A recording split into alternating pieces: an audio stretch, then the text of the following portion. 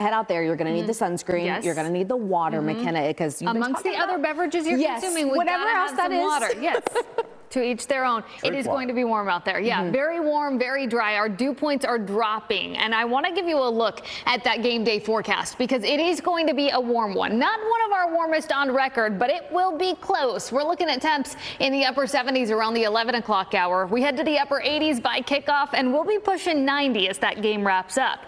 How about the rest of the weekend? We are going to be very warm all weekend. Lots of sunshine, 89 that forecast high Saturday, 90 degrees as we head into Sunday. Hey, let's talk some stats. We're not quite as warm as we were last year. 93 degrees is where we topped out at October 12th of 2024. Just 72 degrees, though, back in 2023. That actually felt like fall. How about some records? As far as those game day stats go, warmest kickoff was 92 degrees. Our warmest high temperature, 95. That was back on October 12th of 1963.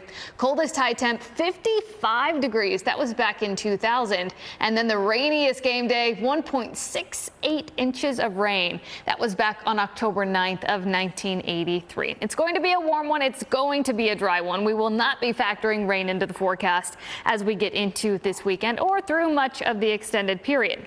Let's talk temperatures first as we get into tomorrow. Tomorrow, we're looking at temps a couple of degrees warmer than we were today. Upper 80s and low 90s across most of the Dallas-Fort Worth Metroplex. Much of what we've seen for the last couple of weeks. Dew points, though, they've been a little bit muggy as we've started the mornings. They're falling actively. We were in the low 60s this afternoon. Those dew points, though, are going to sink into the 40s for a time during tomorrow morning. Then they head back to the lower 50s. This is going to be a very dry feel to the air. Now, on top of that, our pressure gradient starts to tighten in the upper levels of the atmosphere. That increases our breeze as we get into Sunday. We'll be talking sustained winds 15 to 20 miles per hour, gusts a bit higher. As a result, we'll be talking the threat for grass fires, especially west of the 35 corridor. That's as we round out the weekend. So once again, a little bit of a breeze as we get into our Sunday. Let's take a look at the rest of the 7-day forecast. Notice temps upper 80s next couple of days. We're pushing 90 as we get to Sunday and Monday. Few clouds start to build in Monday. That's some leftover moisture from an area in the tropics, the eastern Pacific. Tropical storm Priscilla sent some clouds our way. No rain though. And then temperatures as we head into next week, we hold steady right close to 90 degrees.